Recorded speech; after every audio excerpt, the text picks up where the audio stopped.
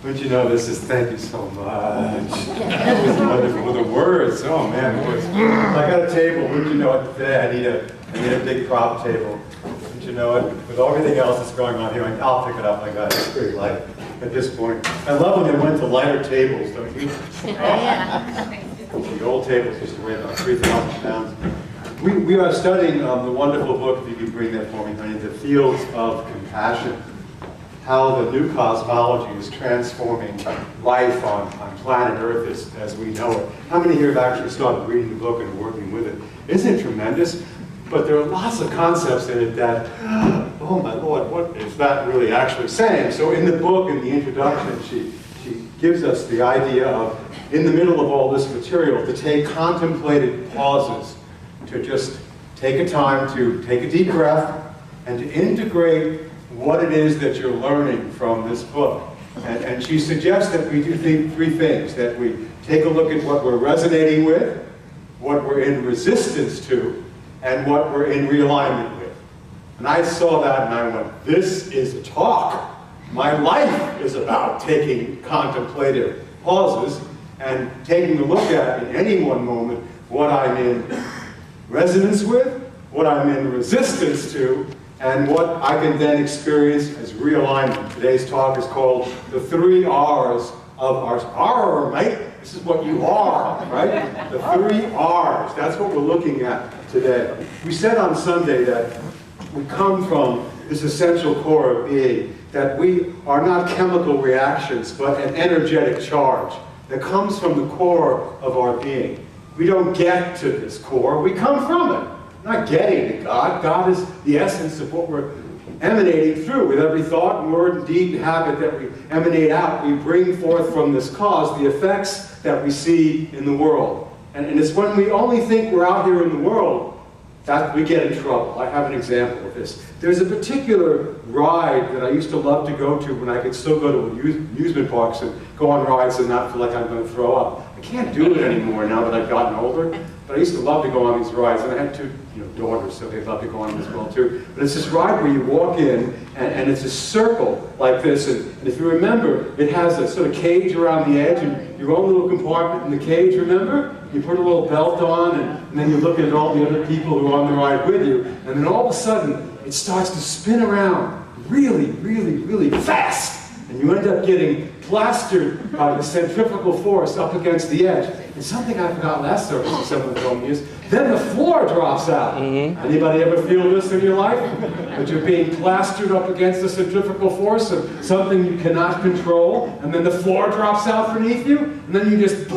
stuck in your appearance, and then everything starts to spin around, and then all of a sudden, it slows down. The wheel starts to slow down, and the floor comes back up underneath your feet. You begin to move a particular body part out, and you realize, well, it's just a ride. You come back to the center, and you feel calm and peaceful again. When I look at what my life is about, I spent a lot of time spinning around in the world of appearances. I woke up for some reason on Monday morning with just a whole iCloud of information about what isn't working in my life. Anybody relate to that? No. I don't know why it was there, but good Lord, I was in a position, stuck in, this thing. The floor felt that it was not beneath my feet. And what I realized in that moment, I was also joining with the morphogenic field of everybody else who's suffering right now and feeling like sometimes their life isn't working. A lot of people feel like everything's out of control right now. So I was not only feeling my own thought, word, deed, and feelings about things, I was feeling the collective about that as well too. So I was joining with the misery and suffering of all the other beings on the planet, anywhere, whatever time zone they were in, who were experiencing the same morphogenic field, the same iCloud of information. So I morphed into what I was becoming. That's what happens to you. I became that. And so misery loves company. So it's 4:45 in the morning, and I go wake up Maureen. Get up, honey. Guess what? I'm in misery and suffering. I want you to share this with me. Get on this ride with me. Let's both be crazy together. The first thing she said was, do you have any idea what time it is? It's 5 o'clock in the morning, dude. And by the way, I've heard this story before, okay? I know all the details of it, and I know you know that it's not the truth. So I want you to know that I support you in taking this to the other room and lighting a candle and going and meditating. So the first thing I said was, well, I listened to all your stuff you're repeating all over there. And she goes, honey, go in the other room. So I just said, stopped off into the other room, and then I lit a candle. I realized it was just a position that I was stuck up against, plastered again by some delusional state of misbelief and misperception about who I am. The floor began to rise up under my feet. I began to calm down and feel centered again. And I began to practice. Well, I resonated with misery and suffering, and now I'm looking at the resistance that brought me to that place, and now I'm willing to be in realignment with the core of my being. And then all of a sudden, a smile came back on my face. It took an hour of being with it. And Maureen walked in the room, and we both started to laugh our heads off hysterically. I can't believe how caught I got up in that one again. And she goes, well, welcome to the planet. But see, as we practice this process and look at what it is we're resonating with, what we're in resistance to, and what we want to realign with, we literally feed into a new field of energy. And whenever you're doing that, you're doing it not just for yourself, but for the benefit of all beings in that moment. So when you're up against resistance, which we all come up against, the book, she very clearly states that it's really important not to judge what you're in resistance to, but just allow it to be present. Oh, there's anger. Oh, there's fear. Oh, there, I'm not good enough. Or, oh, gee, there's Cootie, Woody, and Shooty, my 3 favorite pets. Nothing new about any of these thoughts. Just let them be, embrace them. And just by embracing them, you realign with something greater inside of your being that then morphs you into what you're tuning in and turning on and tapping into. And that's the process that we go through every day. And all of us are experiencing that right now, all those different things that seem to be so real. But the Course says cannot threaten the core essence of what you are. And aren't we glad for that? The core just stays there. It says, oh, I am, what do you want to be? Oh, there you go again. Yeah. Oh, back in, slow down, get reconnected again, yes? It's called the morphogenic field of consciousness. And I said last week it was like an iCloud, the wonderful thing that they have now with the iMac computer where you can take any device and write something down and it automatically appears on all the other devices. That's cosmic stuff. That's the way it is. And a man named Rupert Sheldrake, way back when we all started this journey, he began to study what was called morphogenic resonance. And what he said was, he says the way the brain is our information is not so much stored in the brain, it's stored in a morphogenic field of energy, and that the brain is a device that taps into that morphogenic field. And that's where the information is held in consciousness. You feed into and feed out of that morphogenic field of consciousness. So whatever you tune in and tap into gets turned on within your own body. And what's going on now is that the morphogenic field of awakened beingness is now available to us. Different times in history, the teachings of the masters and the sages have come very close to the planet. That's why it's very available to us now to increase our vibrational frequency, to plug in to the truth of who we are. But it also means that our fear and our doubt and our worry and our misery is also very close as well. And we can plug into those as well. But we always have a choice. We're never without choice. And when we join with that morphogenic field of awakening, it allows us to feed into and breathe out of something much greater than whatever it is we're attached to. The example she uses in the book, a real good one, was they did a study back in 1929 with a particular bird, a series of birds that lived in a certain part of Britain. And the birds, one day, worked together and they figured out how to remember when the milk used to be delivered? They figured out how to get to the milk bottle, pull the top off and take the cream out of the top. Some birds figured out how to do that in this little town. And what happened was, hundreds of miles away, other birds then began to do the same thing. They began to pop the lid off, the top off, and take the cream off the top. And then it says in the book that there was a suspension of milk delivery during World War II. But as soon as they picked it back up again, the other birds, the new birds, the ones that hadn't been born yet, many of them had died out, generations had gone by, all of a sudden knew how to do that immediately. babies were born into that morphogenic field, knew how to pop the milk off and get the cream. You see, it was held in that morphogenic field of divine mind where all things are already present. And so your mind tunes in and taps into it. The other great example that I love was about a group of people that were in 1980 going through all the particular sites that you go to. When you go to Jerusalem, you take a tour, and they show you all these different things on the tour, and they give you a big speech about what's going on at each place. And there were a couple of people there who were kind of bored with the normal tour group, probably Unity people. You know, we're always going, this is nice, but where's the real juice? And they sort of went off by themselves, and they found literally the altar where they used to do sacrifices. The one that 2,500 years ago, during those times, the animals and sometimes people were sacrificed. So one of them crawled up on top of that altar where they sacrificed and laid on it like this. Within seconds, vultures were appearing above their head. No sacrifices have been done there for 2,000 years. Morphogenic resonance. The field was there. It was as if it happened now, not yesterday. Everything's happening when? Now, not yesterday. We live in this world, not realizing it's all happening at the same moment. It's fields of energy and consciousness that we plug into and we feed out of. When Jesus came on the planet 2,500 years ago, another illusion, he just landed today. The Israelites were shining their light on what was called graven images. They knew about one presence and one power. They were real clear about it. It was in the particular scripture, but they weren't really getting it. They were still giving their power away to appearances and then bowing down and going, this now has power over me. And of course, Jesus came to tell you the power is not outside of you, it's where? When Jesus was standing before Pilate, and Pilate says, I can kill you, Jesus said, you can't do anything to me. You have no power over me unless I give it to you, and I am not giving it away because it comes from the core of my being. He came to bring that realignment to planet Earth, to help the Israelites get out of the morphogenic field of their own suffering. And he came to start the great realignment of consciousness, what he called the New Jerusalem.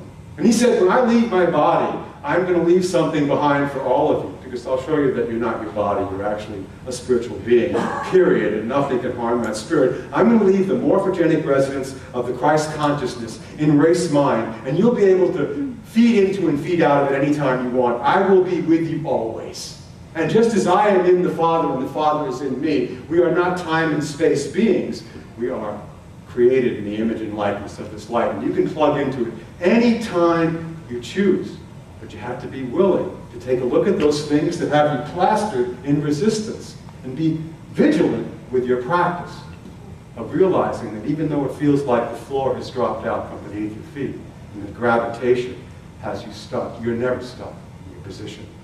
All we need to do is slow down, be aware of what we're in resistance to, embrace it, and then allow ourselves to move back to our center again. That's the whole journey of awakening that you and I are going through over and over again every day. She also talks about this wonderful concept of hold-ons. Hold-ons? Hold-ons. It's in the book as well, too. And it's the idea that in every part there is a wholeness, and in all whole parts, all whole things, there are parts. Everything is interconnected with everything else. It's all part of holiness. Nothing is disconnected from anything. No one is disconnected from anyone for any reason. So when I was reading this in the book, it talked about do you remember the little dolls that used to get smaller and smaller that you could put inside a little box? They actually, it's an example in the book. And of course, I said, gee, I'd love to have some of that to be able to use it for an example. And I, of course, called the one person who knows and has every particular thing for me whenever I need it, Annette. Annette, do you have any of those little dolls? And I think, well, maybe what's her name's got it, but I'm not sure. But I do have something even better. And of course, she did. Take a look at me now. We're going to open up the God box. This is so beautiful. I just love this image. And of course, Annette, she's got everything somewhere in her life. If you need something, who are you going to call? Annette. Annette. She's the one who's got it. So she gave me these wonderful, wonderful boxes. And I said, oh boy, I feel a talk coming here. And then Maureen helped me get clearer about what this is about. Even clearer than the first service. Maureen helped me get even clearer about what the definition of this is. So here's our understanding of God. It started off with the idea of separate. That was in the Bible. It says, Who told you you were naked? Have you eaten of the idea of being separate from me? And they went, well, yeah, I did it, but it wasn't my fault. Eve did it. No, the serpent beguiled me, and we've been blaming somebody else ever since. That's the box of separation. And all of us get stuck and trapped in that box. That's a beginning of the evolving of the awareness of God in us, that we created the idea that we're separate. That's the first box, and many people stay stuck in that box, but there's no need to. The box is always open. Yes? So the next level of what we move towards and move to is another evolving idea now. This is the idea of separate now is evolving into another idea of God. Well, yes, God is separate from me, but God is in nature. God is also all around me. And this idea of God that we have, God is part of nature, and nature is part of God. So when God's mad at me, it's a bad day outside. Oh, God must be mad. Hellfire, brimstone, and locusts are coming, my friends.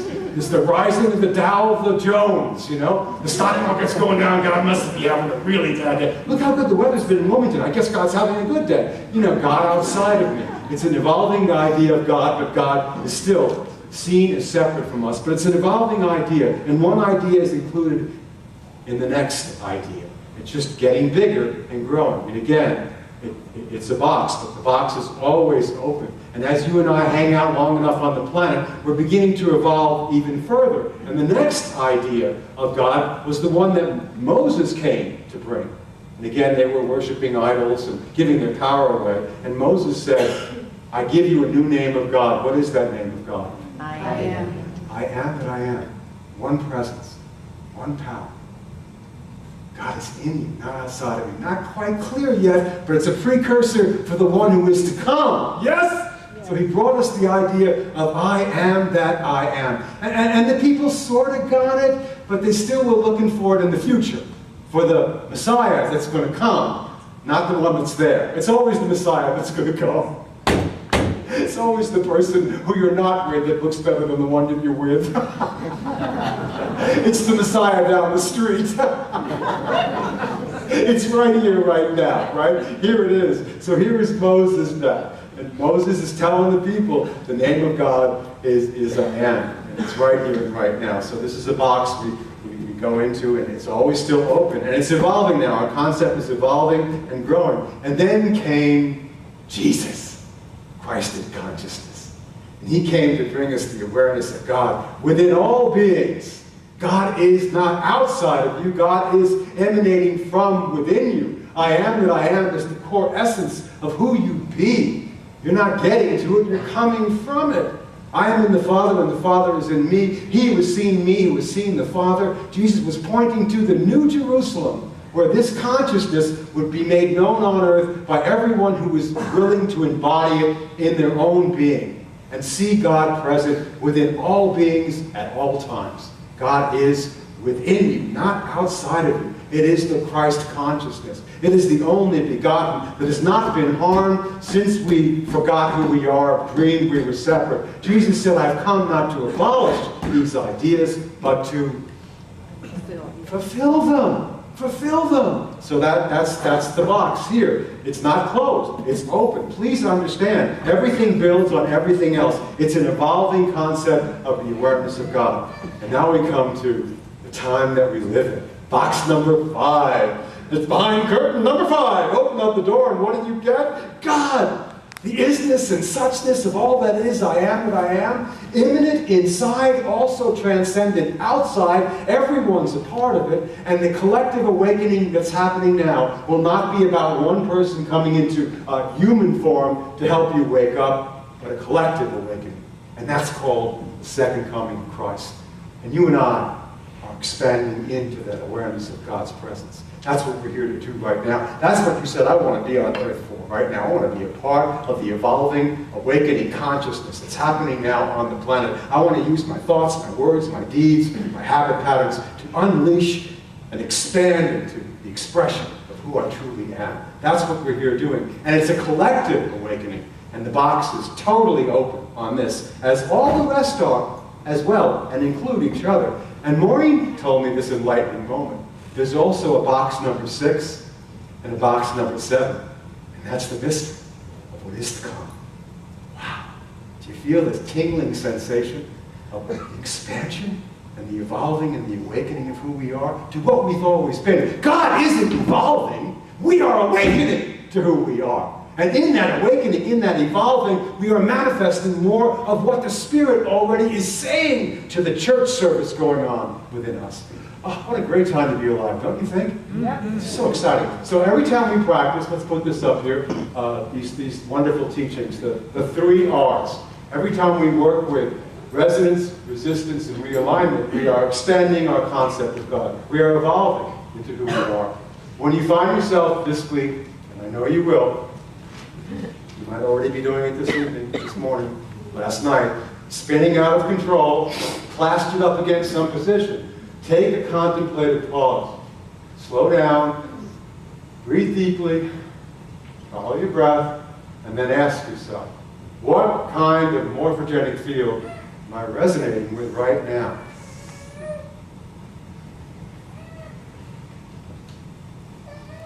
Is there resistance present? What am I resisting right now? Always some form of resistance. That's all that it is.